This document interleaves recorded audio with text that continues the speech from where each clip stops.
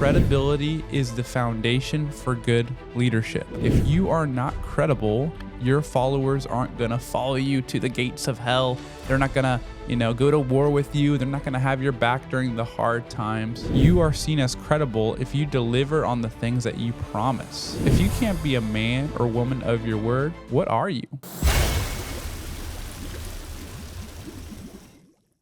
Yo, what's up, party people? Welcome to another episode of Thrive and Dive. Thriving in life as we dive into deeper conversations. The purpose of this show is to help you thrive in life. If you enjoy the content and you're watching on YouTube, be sure to subscribe. If you like this video specifically, hit that like button. If you're watching on Spotify, if you wouldn't mind giving us a 5-star rating, that'll help us as we increase our reach on this channel. Today, we are tackling another leadership lesson, and the lesson is going to come again from the book, The Truth About Leadership by Koizis and Posner. And the second truth that they unpack in their book is that credibility is the foundation for good leadership. You, as a leader, if you aspire to be a leader or you're currently a leader in a leadership position, you must be credible. If you are not credible, your followers aren't going to follow you to the gates of hell. They're not going to, go to war with you. They're not going to have your back during the hard times. So what does it look like to be credible? That's what I want to talk about today. How do you establish credibility? Well, there's a multitude of ways you can establish credibility. One, you can become an expert in your field, right? When we do research on different topics, we want to consult the experts. We don't want just the average Joe that has an opinion. We want to consult experts that actually know what they're talking about. So there's one way to establish credibility. Become an expert in your field.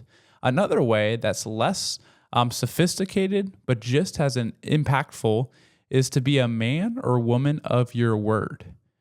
You are seen as credible if you deliver on the things that you promise. And I think we know this intuitively, right? In politics, we typically vote for the party or the candidate that's going to promise something that we want to see done in America.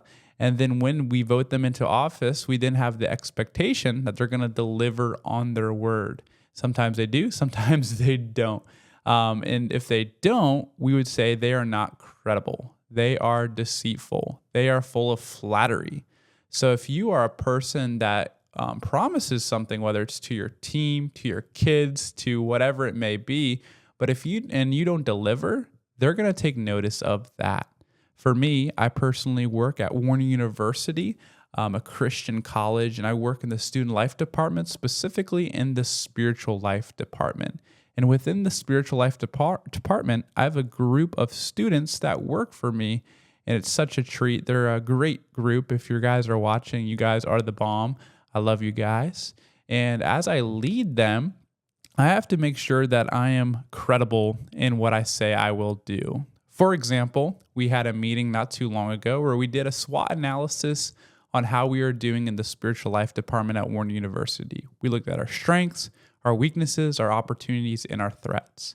Specifically, when we were in the weakness category, we talked about things that we needed to improve so that we can be better in the spiritual life department. We made some goals, we made some objectives, made some things that we want to correct. Now, here's the thing. That's fine and dandy to create those goals, create those things that you need to adjust in order to be better. But if you never deliver on those promises, if you will, you are not going to be credible.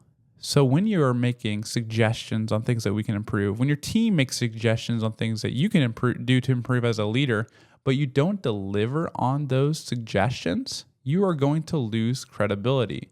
One of the simplest ways we've seen credibility established or lost is when you used to be in high school or even in college and you had a group of friends.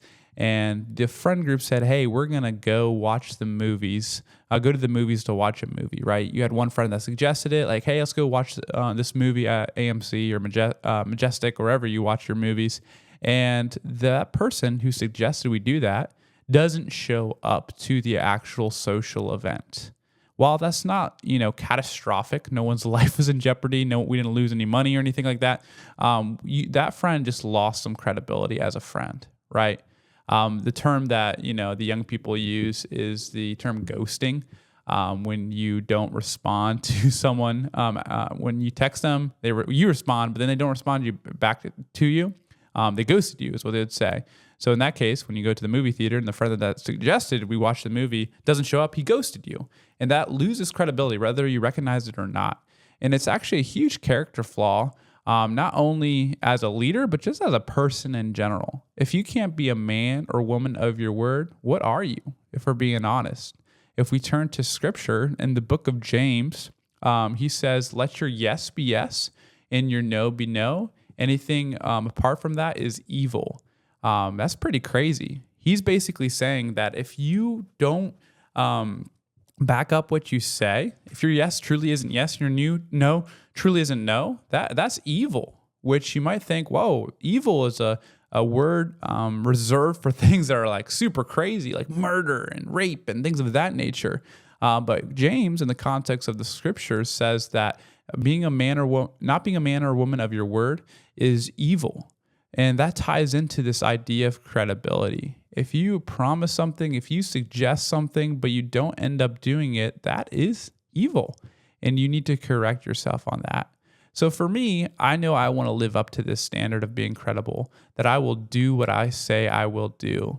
But that can be very tricky if you are promising a lot of things. So what you need to do in order to be a man or woman of your word is don't promise so much.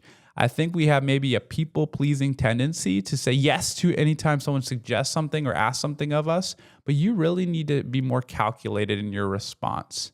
If you say yes, you are making a promise. You are making a commitment. And you have to deliver on that or else your credibility is lost. But if someone makes a request of you and you're able to discern whether it's something you can actually feasibly do, and you give them a good response to your no, they will respect you for it. If they ask you something of you and you say, no, I can't because X, Y, or Z, they'll see that the rationale behind your decision making. But if they ask something of you and you flippantly say, yes, we'll do that, and then you end up not doing that, that is so destructive, and people will start to lose their trust in you.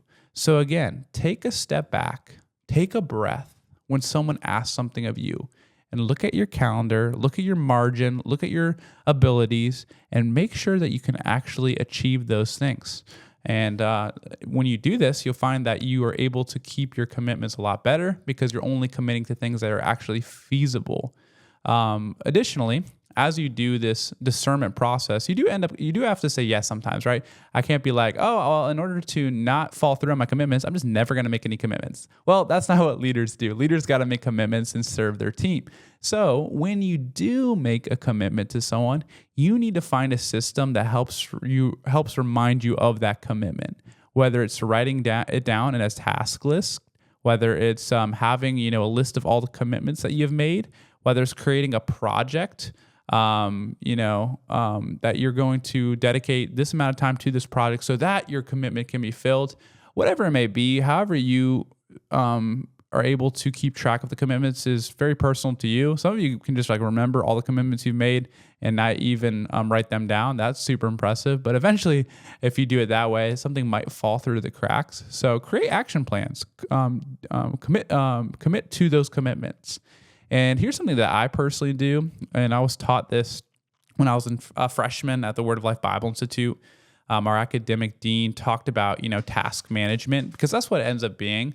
When you make commitments to multiple people, it's all about task management. You got to manage these commitments. You got to manage these tasks so that you can be credible and trustworthy.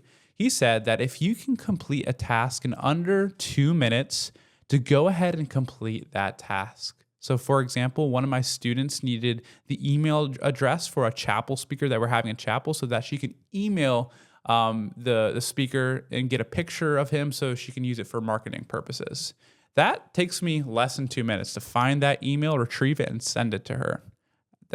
So I stop everything I'm doing to accomplish that task, right? But he said if a task takes more than 2 minutes, go ahead and put it on a task list, right?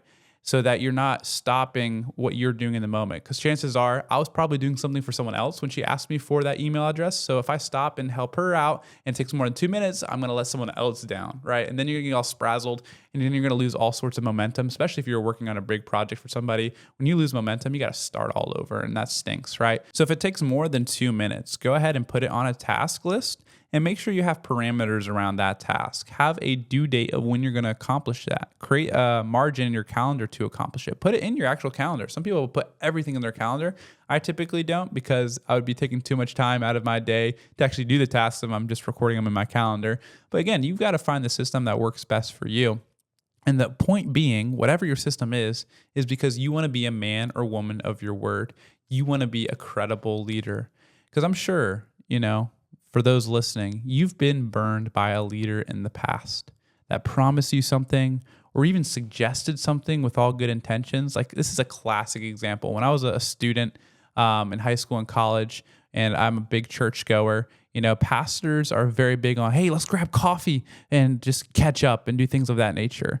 And while it was well-intentioned, it's typically one of the most uncredible things that they can do, because they never reach back out. They never suggest they never set up a time to actually have coffee with you. I guess you could take responsibility and maybe take the initiative to ask, hey, you mentioned we could have coffee, but a good leader doesn't wait for that. If a good leader suggests something, they will do it, right? So that's a small, silly example of someone letting you down and becoming uncredible. But sometimes it's more intense than that. Maybe you've been you hurt by somebody who promised you something, right? And you put their trust in them. We don't put our trust in things lightly, right? When someone breaks our trust, that hurts us really tremendously. So if somebody lets you down and breaks your trust, what are the chances you're going to trust them again? Probably zero, right? They're going to have to earn their trust back. So if you're a leader, you want your followers to trust you. So if you break that trust, you must take ownership of it. You must recognize it. You must apologize for it. You must take responsibility for it. If you just are like, no big deal, they'll suck it up, buttercup. Not everything in life is fair, and you have this brass mentality towards it, your followers aren't going to like that. You need to take ownership for the times you mess up. Because here's the thing, you are going to mess up. No matter how robust of a system you have for keeping track of your tasks, no matter how discerning you are to what tasks you say yes or no to, you are human. You are going to fail. But how you respond to that failure will tell all the difference, right? If you take ownership of it, apologize, and make things right with the person, the constituent that you let down, things will probably be great. And they're going to see that you're a real, authentic person. But if you brush it off, if you gaslight them, if you make excuses for why you didn't meet the commitment, then you are a poor leader. Why? Because good leaders are credible. Good leaders take ownership. Good leaders take responsibility. Good leaders are men and women of their word. So that's the second lesson in this book. Credibility is the foundation for good leadership. Be a credible person today. Hey guys, this is Thrive and Dive. Thriving in life as we dive into deeper conversations. Have a great rest of your day.